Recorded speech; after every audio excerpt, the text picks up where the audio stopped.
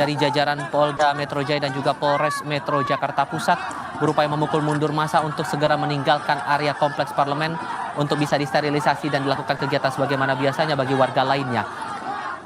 Ini respons dari para peserta massa aksi unjuk rasa yang juga kita pahami bahwa aksi unjuk rasa ini sudah berlangsung sejak pagi, diawali orasi ataupun juga unjuk rasa oleh Partai Buruh yang merespons dari upaya revisi Undang-Undang Pilkada yang dipandang oleh Partai Buruh ini melawan dari putusan yang dikeluarkan Mahkamah Konstitusi atas gugatan yang mereka layangkan berhubungan langsung dengan syarat kepesertaan atau syarat dari partai politik maupun gabungan partai politik untuk mencalonkan kepala daerah di daerah tertentu, baik itu di tingkat provinsi, kota maupun juga kabupaten.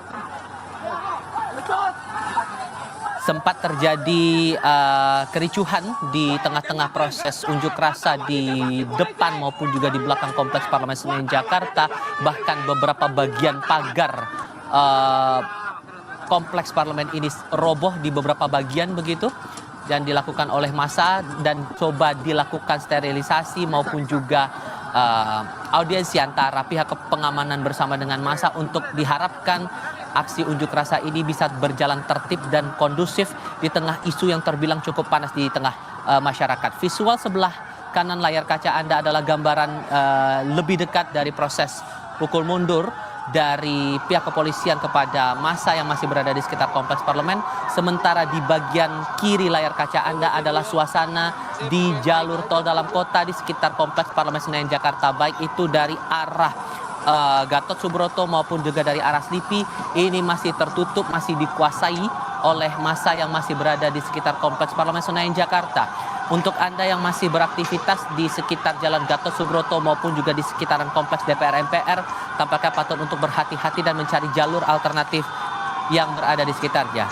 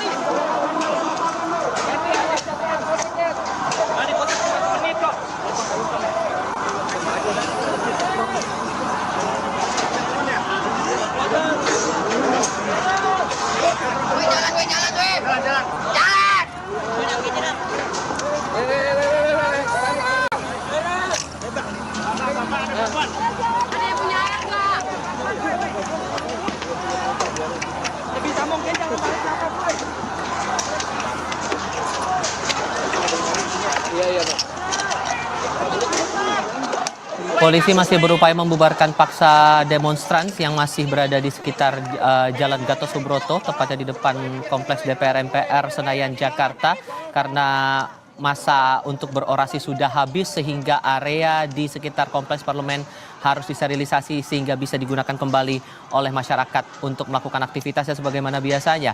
Ini tidak hanya berlaku di jalur arteri namun juga di akses jalur tol juga akan diupayakan oleh pihak kepolisian. Terlihat di layar kaca Anda water cannon beroperasi, kendaraan taktis polisi juga masih berada di depan kompleks parlemen persisnya di Jalan Gatot Subroto, memastikan masa ini sudah membubarkan diri dari area dan tidak kembali menjalankan aksi unjuk rasa. Beberapa saat yang lalu, tepatnya pada dalam rentang siang hingga petang hari, sempat terjadi kericuhan antara massa dengan petugas keamanan, mengingat mereka ada keinginan untuk bisa bertemu langsung dengan anggota Dewan, dengan anggota DPR RI, menyampaikan aspirasi mereka yang menolak atas revisi Undang-Undang Pemilihan Kepala Daerah atau revisi Undang-Undang Pilkada yang dilancarkan seharusnya pagi tadi.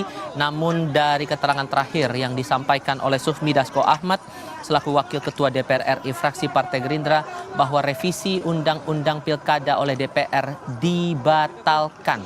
Sehingga untuk Undang-Undang Pilkada yang akan diterapkan pada gelaran Pilkada 2024 akan berlaku sesuai dengan keputusan yang sudah ditetapkan oleh Hakim Konstitusi di Mahkamah Konstitusi Republik Indonesia. Terutama untuk dua aspek, soal syarat partai dan gabungan partai untuk mencalonkan peserta pilkada. Kita coba bergabung dengan jurnalis Kompas TV Renata Panggalo yang saat ini berada di sekitar Jalan Gatot Subroto. Renata, gambarkan lebih lanjut soal apa yang Anda pantau saat ini. Iya, usai konferensi pers yang disampaikan oleh Wakil Ketua DPR Sufmi Dasko, memang situasi semakin ricuh. Meskipun pihak DPR sudah menyatakan bahwa RUU Pilkada dibatalkan, namun memang sampai saat ini massa masih terus memadati di sekitar gedung DPR. Yang bisa saya sampaikan, Tifal dan juga saudara, kami dari awak media pun sendiri merasakan betapa perihnya gas air mata. Kemudian juga tadi kami sempat ditembaki water cannon karena memang situasi sudah semakin memanas begitu ya. Kalau yang bisa saya sampaikan juga di sekitar sini, di visual Anda sudah disiapkan mobil water cannon untuk memukul mundur para massa yang datang dari berbagai elemen. Mulai dari buruh, mahasiswa, aktivis, bahkan pelajar yang berseragam putih abu-abu pun juga ikut untuk menolak revisi Undang-Undang Pemilihan Kepala Daerah. Di depan kami, saudara, ini situasinya sudah mulai sepi. Namun memang di bagian sekitar DPR kira-kira 1 kilometer ini memang masih ada juga elemen masyarakat yang pantang untuk mundur menjaga, mengawal gedung DPR sebelum mereka mendapatkan kepastian bahwa RUU Pilkada ini benar-benar dibatalkan. Sehingga Tifal, yang bisa kami kabarkan sampai sekarang, sepertinya situasi sudah mulai sepi, namun kita tidak bisa menjamin apakah memang di lokasi gedung DPR ini akan clear setelah penembakan water cannon dan juga gas air mata. Tifal.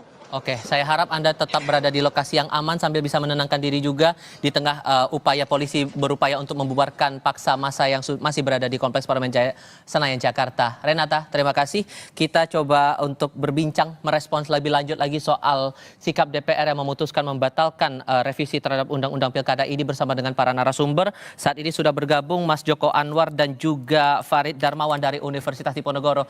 Mas Joko, Mas Farid, selamat malam.